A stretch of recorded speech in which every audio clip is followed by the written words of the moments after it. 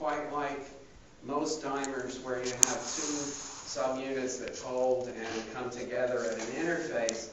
The two monomers here, the two polypeptides, are actually kind of interwoven or interdigitated in the dimer molecule.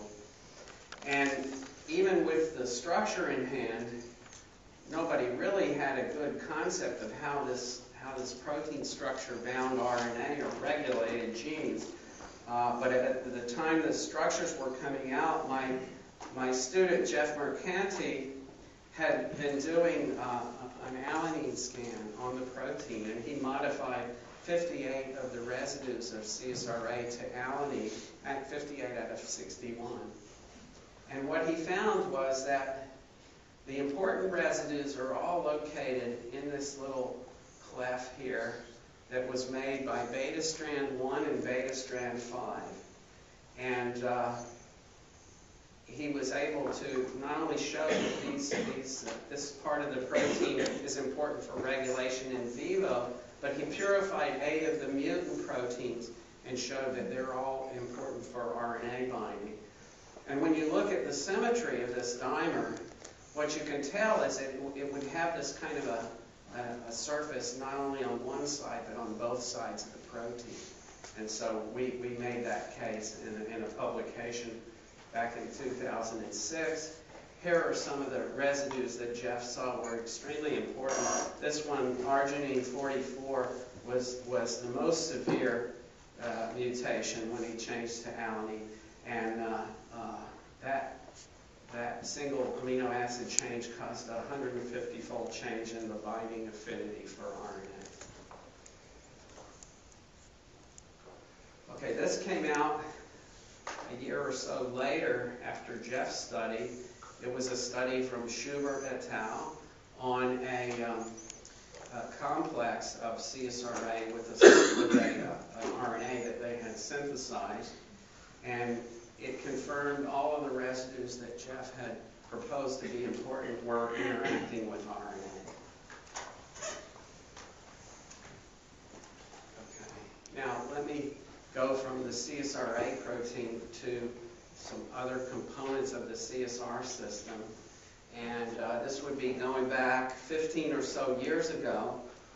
We understood enough about how CSRA was working in the cell. We had realized at that point that it was affecting the stability of messenger RNAs for the glycogen genes.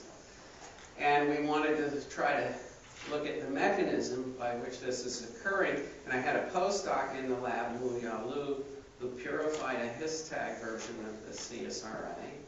And as she was going to study its role in vitro, and we were thinking, it's regulating RNA, it might be binding RNA, I asked her to make sure the protein wasn't contaminated with RNA from the cell.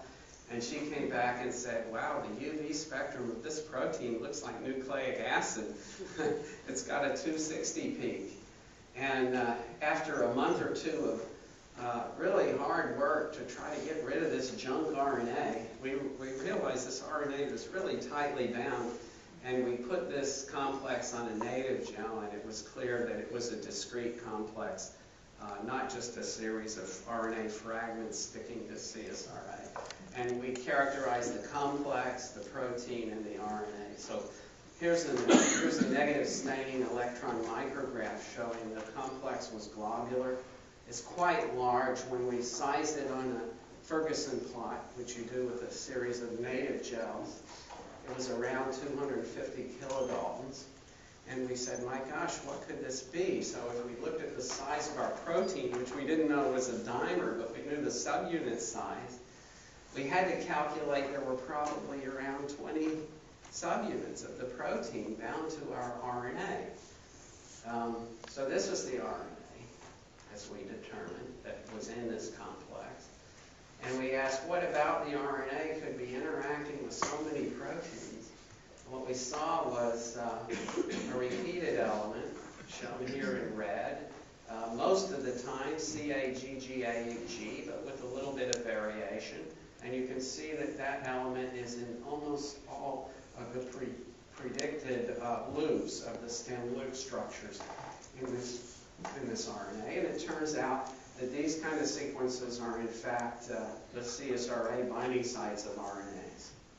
I should also maybe mention at this point, so I don't forget later, that this GGA sequence here also looks something like part of a Shindell-Garner sequence, and often the regulation that occurs, CSRA interacts with the Shindell-Garner sequence. Okay, so we have this RNA bound, and we really didn't know what the RNA might be doing, but when we were able to clone the gene for the RNA and make mutants, it became clear that where, for example, knocking out CSRA causes glycogen to accumulate, knocking out CSRB causes glycogen levels to drop, and in all cases that we looked at, CSRB RNA functioned antagonistically with respect to CSRA. So basically, it just sort of binds to CSRA and titrates it out. And we found a second RNA in E. coli through a genetic screen that has the same kind of activity and the same kind of sequences present. These RNAs, at the time, represented an entirely new kind of way that an RNA could regulate gene expression. And now, RNA regulation wasn't so hot back in these days. Now we know that many RNAs from bacteria can base pair with messages and regulate expression in that way. But these RNAs actually mimic the binding site of an RNA binding protein or a nucleic acid binding protein, and that's how they work. Okay, and so this was the model that we presented some time ago for how the system works. We knew there was a pool of CSRA bound to CSRB. We knew that getting CSRA recovered must be pretty important, and binding reactions are always in equilibrium, but we suspected that RNA turnover was probably important, and I'm going to show you data soon about the decay path here. We didn't know CSRA was a dimer, but we were already beginning to suspect that it might be interacting with the glycogen message to block translation, and that turned out to be the case. Okay, so now this is just a relatively small set of the binding sites that have been determined in bacteria. And here we can see the consensus sequence for the small RNA CSRB and CSRC. You see they both have this GGA sequence. The messenger RNA binding sites generally have that GGA sequence. And there's some conservation on either side, but it's not so essential as the GGA. The GG elements are especially important. They're in contact with the protein in the NMR co-structure, and Ashok Dubey in our close collaborators lab, this is Paul Babitsky at Penn State, did a CLX experiment to isolate very high affinity RNAs. One of them is shown here. It looks not unlike a stem loop structure from CSRB RNA. And Ashok did base substitutions at every position here, and you can see by far the most important ones are the GG. You get a 23-fold change by changing this one residue to C. Okay, so as you see with many regulators, CSRA is autoregulatory.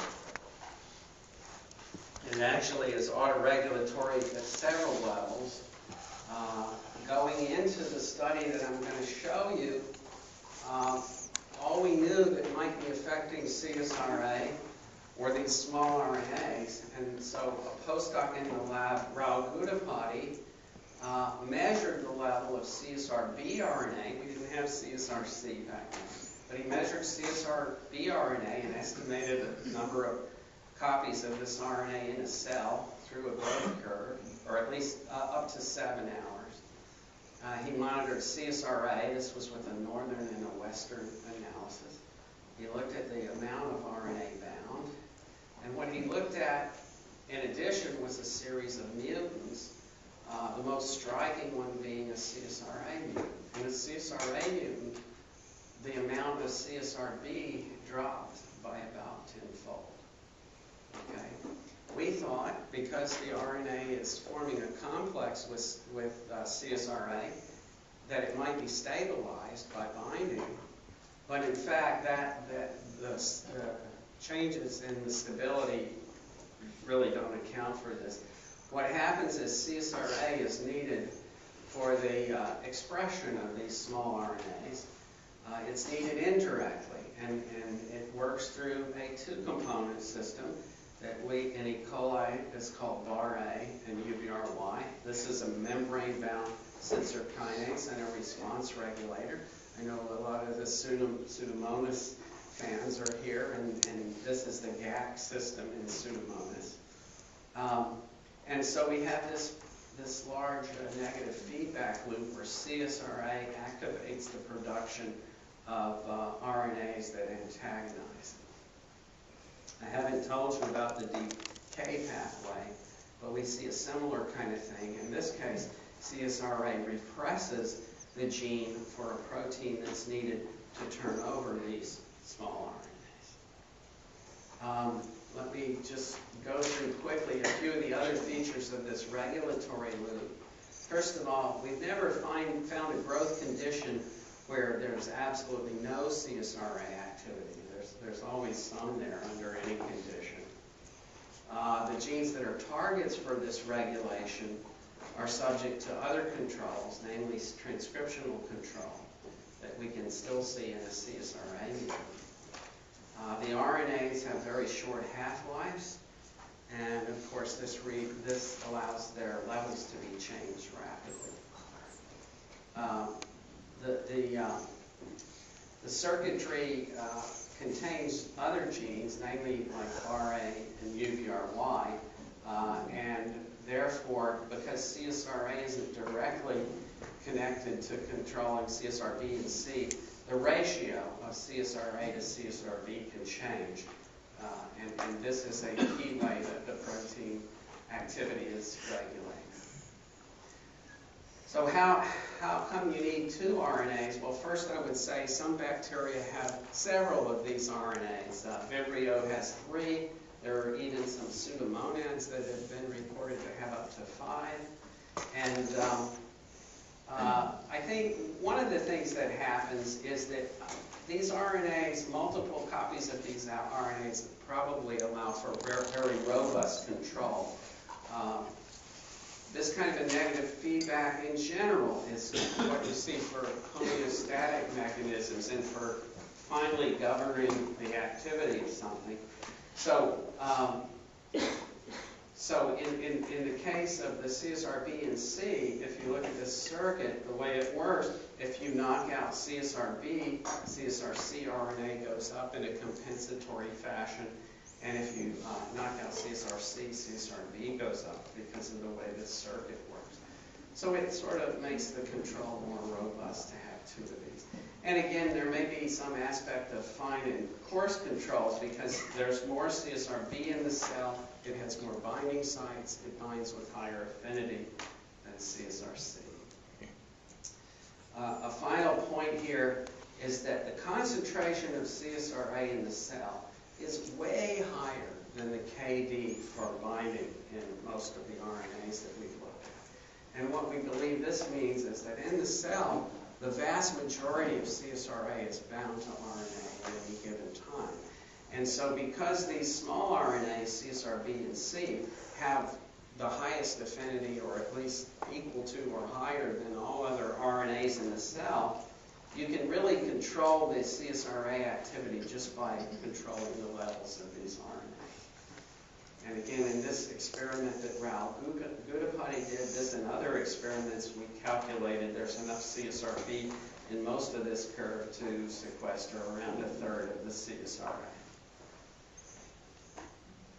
Okay, so there's another component that I'd like to mention to you, and this is a protein that's needed for turnover of the 2 small RNAs.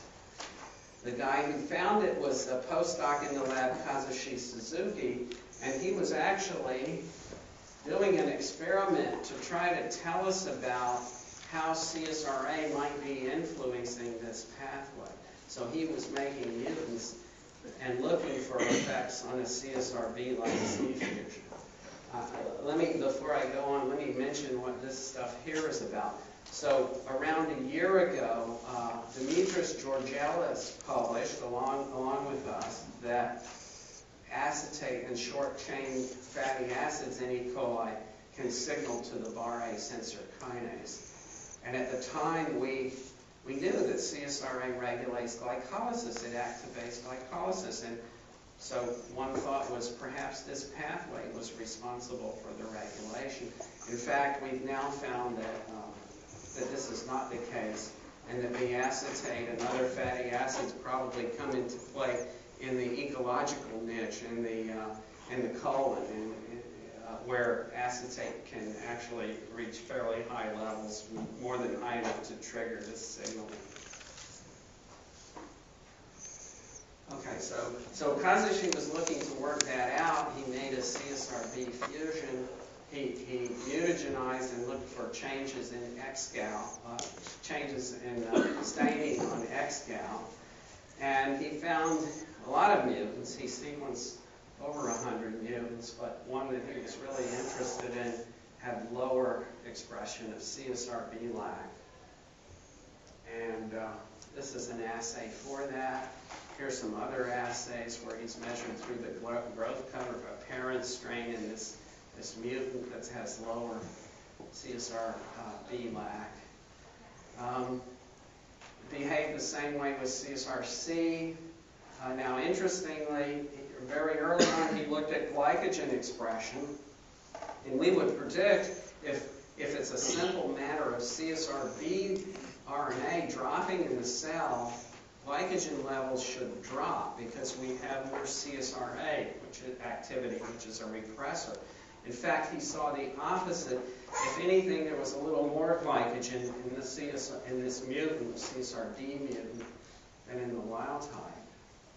And he went on to look at some other genes that are CSRA regulated, came to the conclusion that all of this data are consistent, all of these data are consistent with decreased CSRA activity in the mutant. So he looked at CSRA levels in the mutant, and they weren't changed, and they're not affected by overexpression of the gene. In fact, he looked at CSRB and C, and what he saw with CSRB was actually there's quite a bit more CSRB RNA in the cell. Well, this was interesting. The CSRB like Z fusion was turned down while the RNA that would be coded from the gene was up. And so we thought, how could this possibly be true? And it was only in going back and looking at the circuit that we realized if we were to block the turnover of CSRB, the RNA would accumulate, it would bind to CSRA, decreasing the activity, which would tend to turn down the expression of the LAC-Z fusion. And in fact, that was exactly what we saw. So here is the decay of CSRB in a parent strain in a CSRC mutant. These are northern blots. And this is a CSRC gene, CSRC RNA showing the same trend. And when we knock out this gene we call CSRD, the RNAs are very stable. Okay, so what is this CSRD gene doing? Well, it's coding for a protein that looks like a modular signaling protein.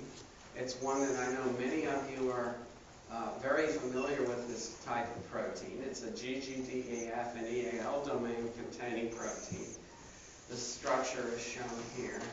It's got a couple of predicted transmembrane domains. It's got a coiled domain, often involved in protein-protein interaction of signaling proteins. And then it's got this GGDEF and EAL domain. And mutations that remove EAL or GGDEF are inactive. We could remove the transmembrane span, and we get a gene that's functional in multi-copy, but in single copy it doesn't complement. So it's got the basal activity, but it's not fully active. And it turns out that these domains classically are involved in the production of cyclic di-GMP, a nucleotide secondary messenger that is one that promotes biofilm formation and tends to inhibit motility. The EAL domain is generally for a phosphodiesterase that cleaves cyclic di-GMP. But it turns out that this protein is missing residues that generally are necessary for catalysis in both cases. And my postdoc, Kazushi Suzuki, went to great extents with genetic and biochemical experiments to convincingly show that CSRD is not involved in cyclic di-GMP metabolism. So how is it having this effect on RNA stability? Well, this is something I wish we could tell you precisely because we're still working on it very actively. But what we were able to show is that it's somehow needed for targeting these RNAs for degradation by ribonuclease E. So a ribonuclease E mutant, as we see down here, and a ribonuclease E mutant is lethal, but we have a temperature-sensitive version. And when we shift to the non-permissive temperature, CSRB RNA is just totally stable. And here are some curves that show some of these data. Both CSRD and ribonuclease E are essential for turnover. Either kind of loss almost completely blocks turnover. Okay, so we showed in this first paper on CSRD that CSRD can bind RNA, but we could not show that the binding was specific. And at this point in time, we really suspect that it may or may not even be biologically important. Chris Bukauskas is a postdoc in my lab right now, and he picked up this project about a year ago. And he's been able to do some very nice in vitro studies that show why ribonuclease E alone is not able to turn over CSRB RNA. And the reason is most of the RNA is bound to CSRA. And when he titrates CSRA into these decay experiments, RNase E can't cleave anymore. So it needs some help for something else. And CSRD is connected to this something else. But he's gone in with genetic experiments not unlike what Kazushi did, and he's found a couple of other genes that look like they're very important for turnover of this RNA and may be more directly involved in the turnover process with ribonuclease E. And if I told you anything more about them, Chris would probably have to have me killed or something. So I'll just leave it at that, but I'll tell you that it's clear what CSRD does. It targets these RNA for turnover, but how it does it, we're still very much interested in finding out. Okay. So let me turn to a study that Jeff McConty did in my lab. He's the guy who did the alanine scan showing the binding sites. And what Jeff wanted to do to finish his PhD work, he thought he would ask, can the CSRA dimer bind 2 RNA target sites in a single transcript simultaneously? In other words, can it bridge 2 sites? We thought the likelihood is very good. And then if it does, what are the structural constraints for this binding? How do those sites have to be spaced with respect to each other? And if this occurs, how does this bridging affect mRNA regulation of genes that are under CSRA control? How does it affect interaction with CSR RNAs, small RNAs, CSRD and C? And what Jeff knew at the time was the dimer has 2 RNA binding surfaces. He knew the sequence and structure of the binding sites. And he knew that most, although not all RNAs, but most CSRA-regulated RNAs have multiple binding sites. And he decided to answered this question of molecular geometry using gel shifts, and he designed gel shift experiments to test for bridging. He had to make some new molecules to do the experiments in order to reduce the variables in the shifts, because a dual site protein interacting with dual site RNAs could give very complex shifts. And so what he did was he made a CSRA protein that had only one functional binding site and one very defective binding site that was formed with the R44A mutation that I mentioned before. So he's got this heterodimer, wild type on one side, highly defective on the other side. And then he also explored some small stem loop structures, starting with one that binds at very high affinity, similar to what we saw from the CLX experiment. And by changing the GG to CC here at the top, he made an RNA with very little binding affinity. And he looked at the interaction of the wild type and heterodimer with a series of RNAs that either had two functional binding sites or only one functional binding region. He showed, first of all, that the CSRA protein gives two shifts. The wild type protein gives two shifts with a small RNA. The heterodimer only gives a single shift. He showed that the binding affinity of the wild type was somewhere around 1.25 or so nanomolar. The heterodimer, that KD value went up 2 to 3-fold. Okay. And then he looked at a series of RNAs based on this theme, one that had two binding sites, one that had only one functional site and one GG to CC. And this series of RNAs has these binding sites at increasing distances from each other. So he's got this whole series, and I'm just going to show, I think, one shift. But this sort of tells the story that he saw with all of these. And he's got many, many shifts published in this paper, if you're interested. So when he looks at the heterodimer binding to a single site RNA, we predict that you should only be able to form one kind of complex, and that's what he saw, one complex. And this is what he described that complex to be, a high affinity interaction and one interaction that just doesn't happen.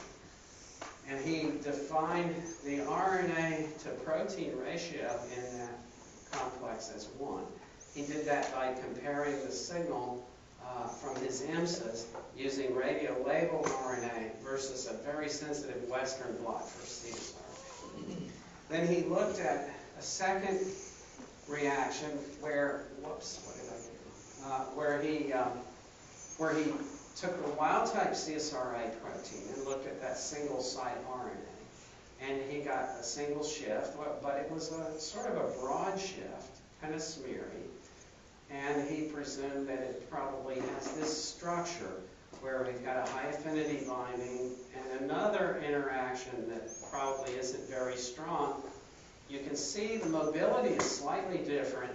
This looks like it's moving as a more compact structure, and in the stoichiometry, it's still similar to this one. So this is a 1-to-1 and a 1-to-1, but perhaps there's a little interaction here to make it more compact. At least that's what we deduce.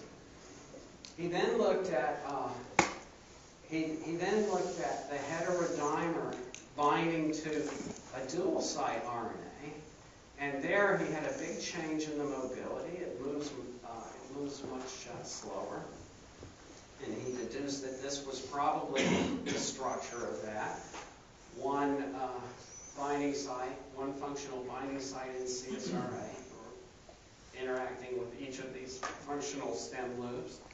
And when he looked at the stoichiometry, now it was consistent with that, 2-to-1.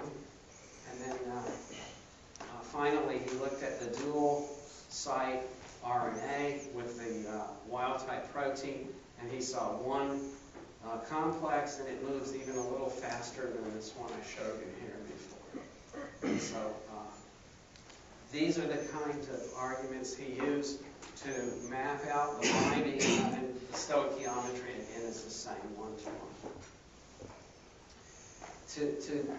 He used these kind of data to produce the following model. And what he saw was with RNAs where the spacing is quite close, like 10 nucleotides or 14 nucleotides, we can form the bridging complex, but the bridging complex is not very stable, and as you add higher concentrations of the protein, you start to compete for one of these sites, and you can form this dual protein to one RNA form. On the other hand, for RNAs that had 18 or more nucleotides between the stem loops, what he saw was only the formation of this kind of bridging complex. As you add more and more protein, you never disrupt this. Okay, so that's the spacing. So he saw bridging for every distance that he measured, but it's not real stable when the RNA sites are close together. Then he looked at an assay for the function here, and this is a part of the glycogen biosynthesis message, the GLIC message. You can see the Shine-Dalgarno sequences here. 2 sites footprint. They're strong binding sites. One of them at the Shine-Dalgarno and one upstream are relatively good binding sites because they show up in footprint. And then there are a couple of other sites that are weaker binding. They don't show up with footprinting, but they show up with some other techniques. And he looked at this RNA and how it expresses in vitro in a transcription translation assay. And what he saw was repression of this by the wild-type protein is quite tight. He saw an inhibitory concentration, 50% of around 22 nanomolar, not unlike what we'd seen before with this. When he looked at his heterodimer, however, and now this is the same protein whose binding affinity for the small single stem loop RNA was affected by 2 to 3-fold. Well, when he looked at regulation of this glycogen message, the regulation showed a 14-fold difference in control. So the effect on regulation is much stronger than the effect of binding at a single site.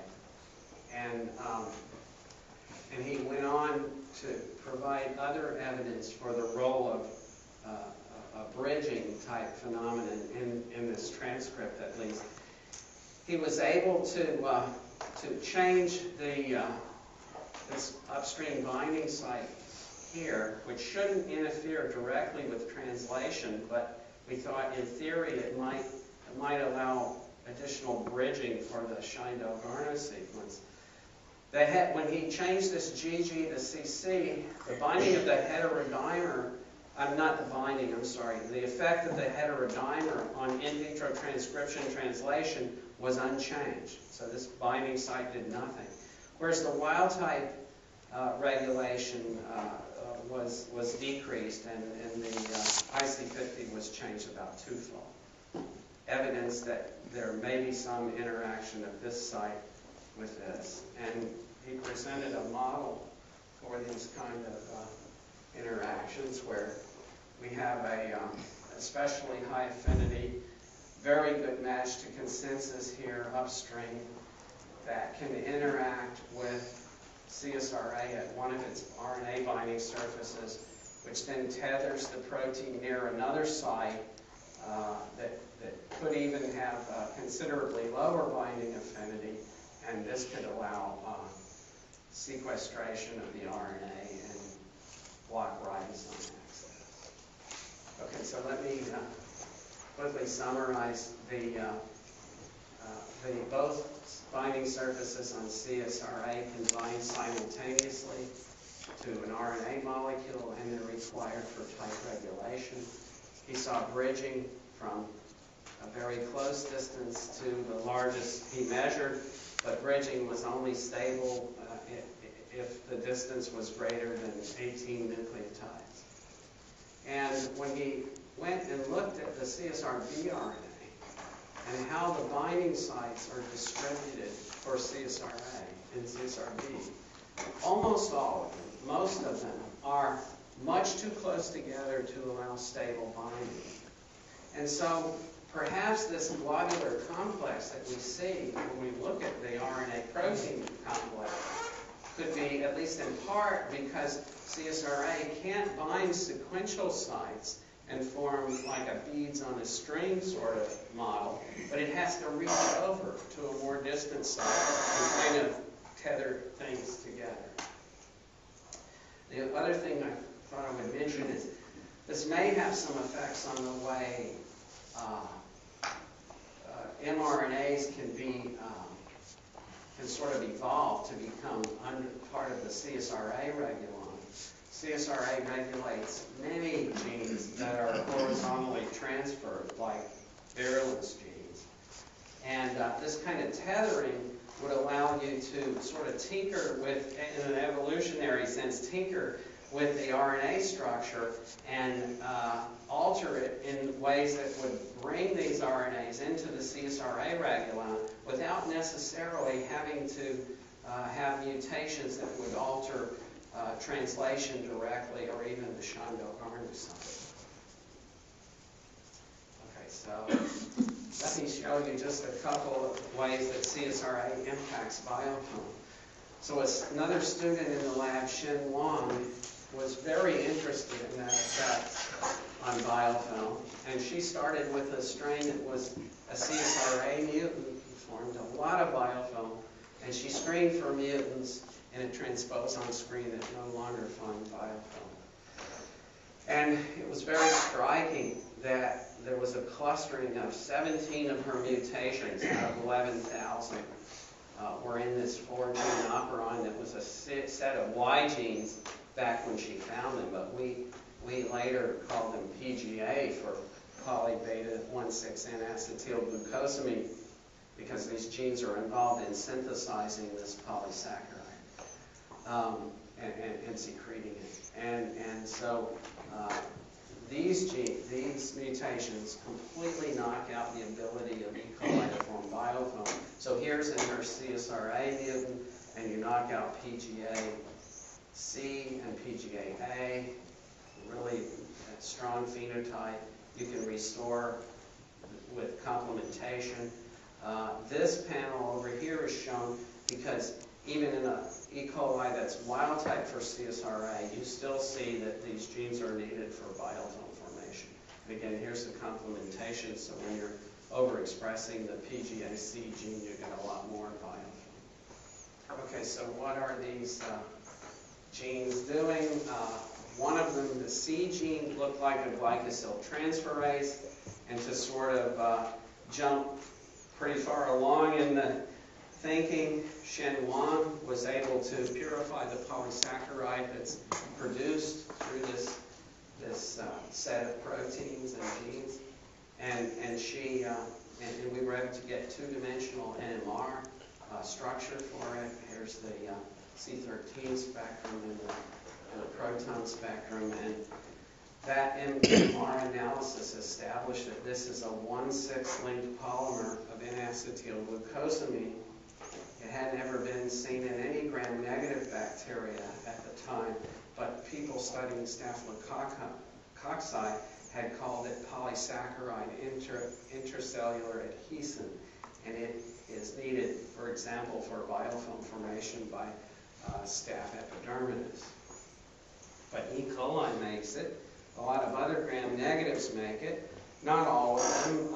It's sort of scattered around, and it looks to be a horizontally transferred locus. So another person in the lab, Yoshi Ito, was very interested in these genes and the biofilm, and at the time he was working in the lab, Jeff Kaplan's group from the New Jersey Dental and Medical School in Newark reported that Actinobacillus actinomycetum comitans makes a protein that's somehow needed for dispersal of Actinobacillus biofilm.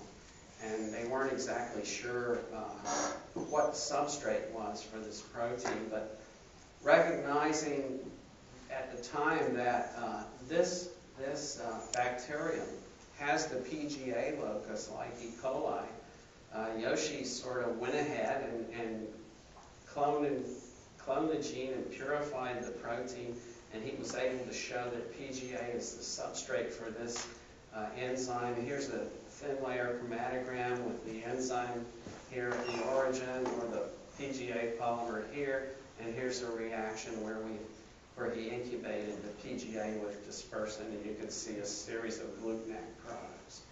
Here's a mass spec showing that same series of breakdown products. And so this was a hydrolase for this kind of unusual polymer, and Yoshi was able to show that growing strains that have the PGA locus in the chromosome, in the presence of dispersant B, blocks biofilm formation. So here's MG1655, E. coli K12, forming, at least initiating biofilm formation in a microtiter well. This is a crystal violet staining assay, and here's where dispersant B is present during that time. Here's our CSRA mutant in the same format, dispersant blocks. Here's a uropathogenic E. coli, dispersant blocks. Here's Staph epidermidis, blocking Pseudomonas fluorescens, Yersinia pestis. All of these bacteria have these genes and make this polysaccharide. But other close relatives, like Salmonella typhimurium, Pseudomonas aeruginosa, they don't have PGA loci, and the dispersant has no real effect on biofilm formation. Now, he also looked at dispersal of biofilms. And many of these biofilms, after they formed, are dispersed by adding DSPD, or dispersant. But we didn't see that with Yersinia pestis. Its biofilm, once it was formed, was resistant. And we collaborated with a group from Wake Forest, Raj Diora's lab.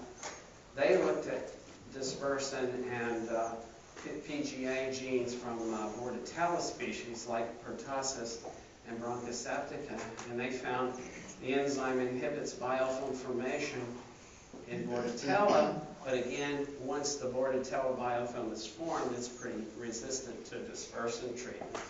And here's some scanning EM studies that his student did to show before treatment with dispersant you have largest and amorphous material covering the cells, and after dispersant treatment you see very clearly the cells. So it's removing this amorphous, apparently PGA-type polysaccharide material.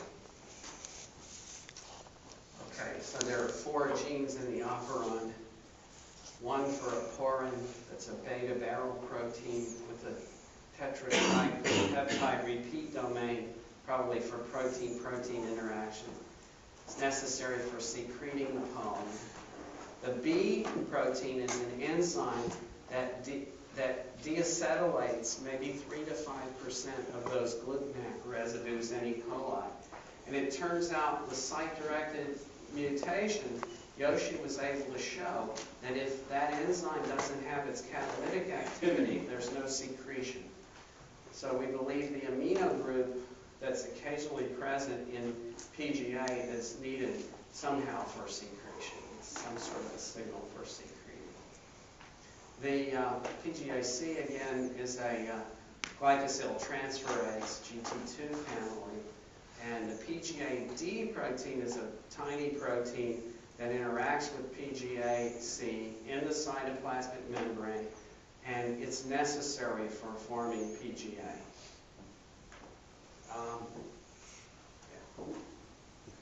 And these are just some of the domain structures. This is the prediction for PGA-A porate for the, this is actually the deacetylase has two domains, an N-deacetylase domain and another domain that looks like a carbohydrate binding domain, a TIM alpha beta barrel. And here is, well, let's see, here's the TPR repeat domain that's present on PGA-A, and these are present in the envelope in the cytoplasmic membrane in the outer membrane. Okay, so how does CSRA regulate? Well, one thing it does, it binds directly to the message for PGA-ADCD.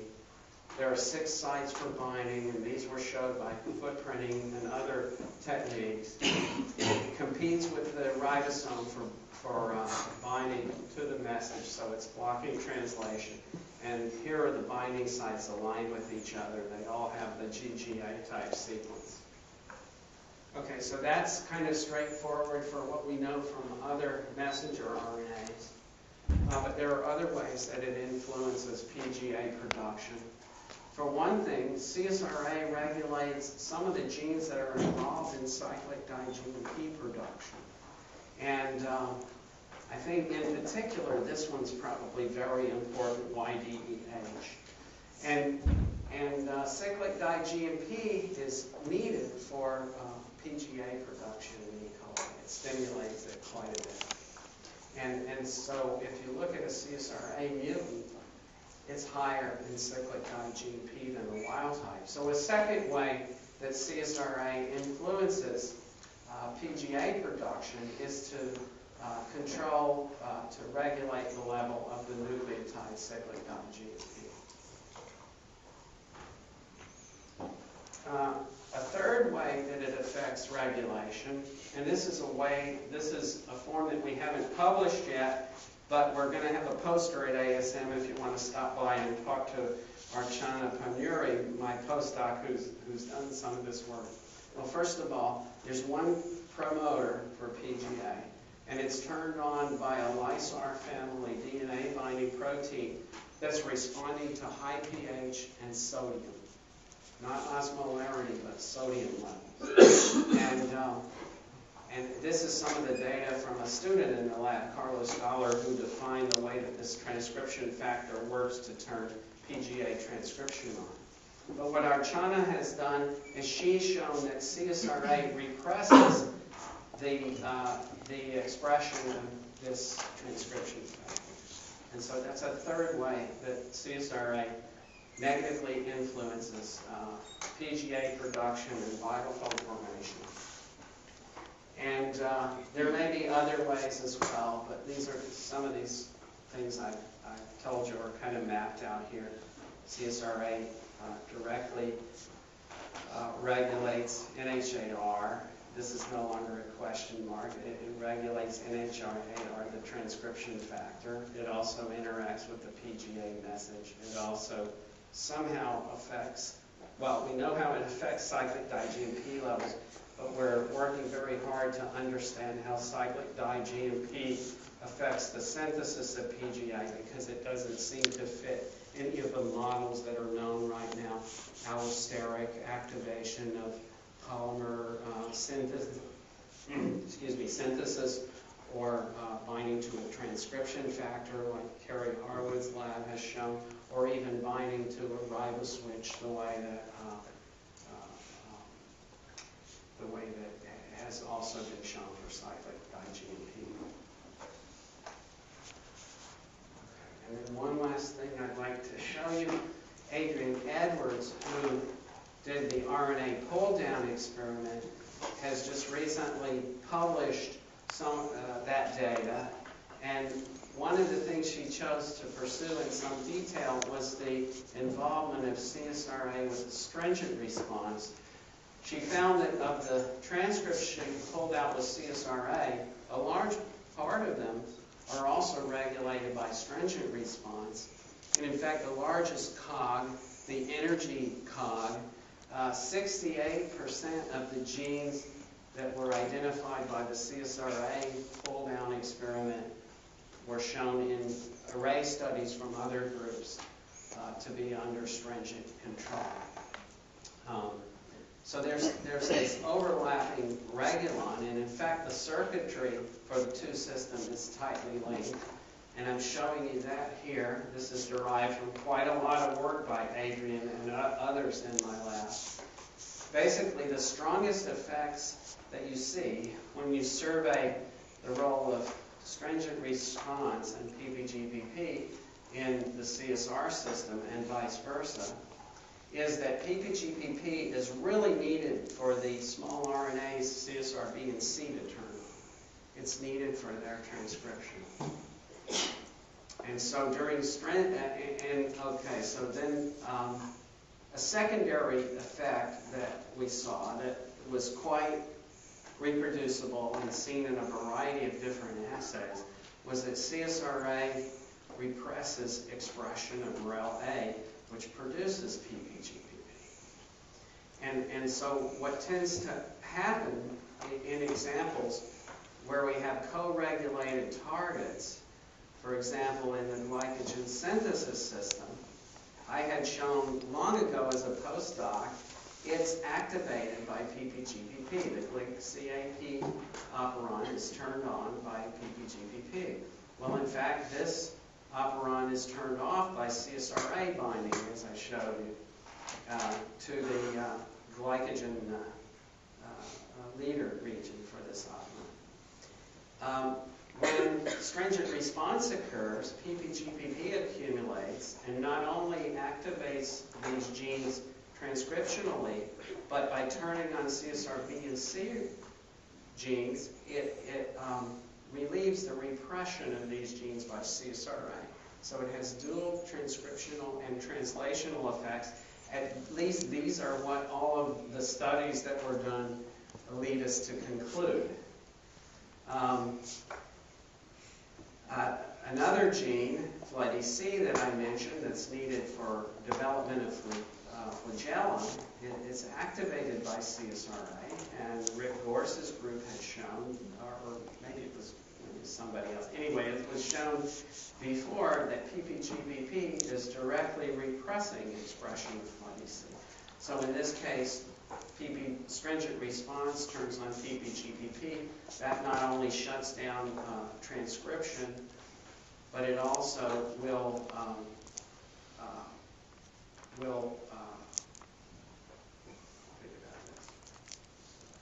so that'll stop the transcription. It will turn up CSR B and C RNAs and therefore inhibit CSRA post-transcriptional activation here, or it'll make the RNA unstable because we'll remove CSRA activity from this. And so we think that's kind of interesting. And because Adrian fished out so many other regulatory systems that look like they're connected to CSRA, we're really interested to see if similar kind of relationships hold for other stress response systems. And let me just thank some of the people that did so much to build this story over the years. Kazushi found CSRD, and he also defined some of the circuitry of the CSR system. Jeff did all the nice structure function work on CSRA. Carlos did studies on the transcription factor for biofilm. Xin Wang actually found the PGA mutants and purified the polysaccharide and did lots of other things along the way. Adrian Edwards did the pull-down experiments and stringent response studies.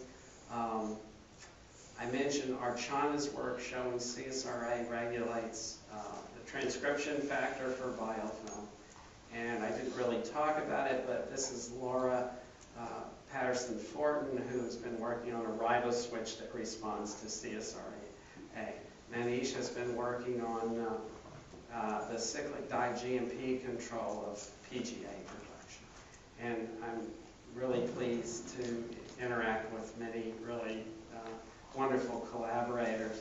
Matt, it's been fun to collaborate with on the PSL system of Pseudomonas, and we collaborated very closely with Paul Levitsky from Penn State.